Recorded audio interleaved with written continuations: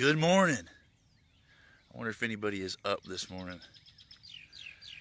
I'm Sean, and this is your morning huddle from a beautiful, beautiful start to a morning. I hope your start I hope you're having a beautiful day this morning.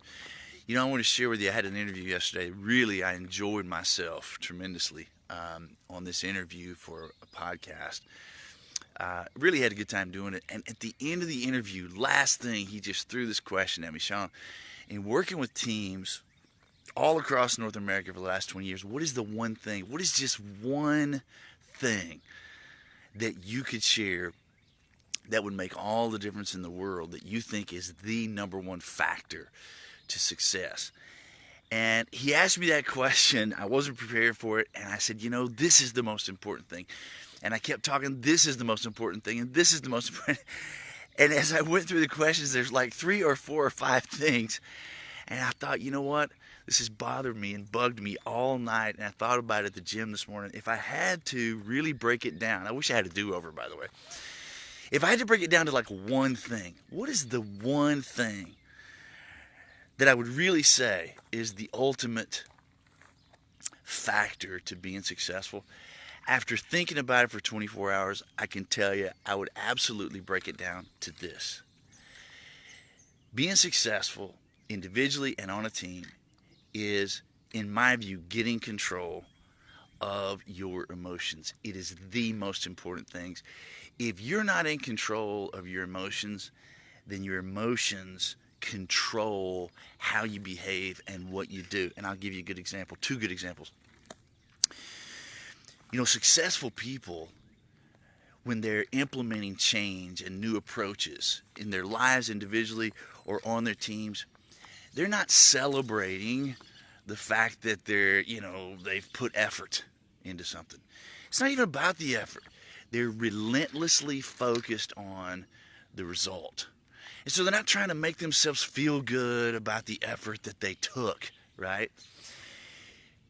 Folks who are not successful are focused on trying to make themselves feel good instead of focusing on being relentless toward their result. Or another example is, and I see this all the time, you know, they set big, fat goals, but then unsuccessful people, if they don't hit those goals, then they lower the goal.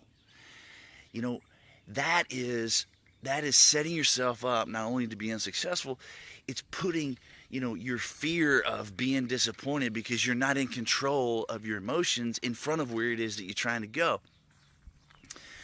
And so that is the number one thing that I would say.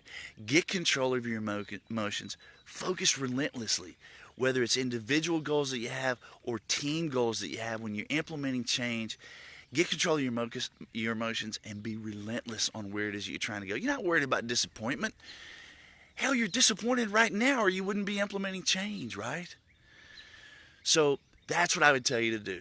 And that, if I had a do-over on that interview, that is what I would have said. Because that is where it all lives. And that's what I want you to get. And that's my challenge to you this week. As you're implementing new change. Good morning, Cynthia Banderay. Good morning to you. As you're implementing change, that's the one thing I would say. Don't allow yourself or your team to get caught up in your emotions and things like disappointment. Throw that out the window.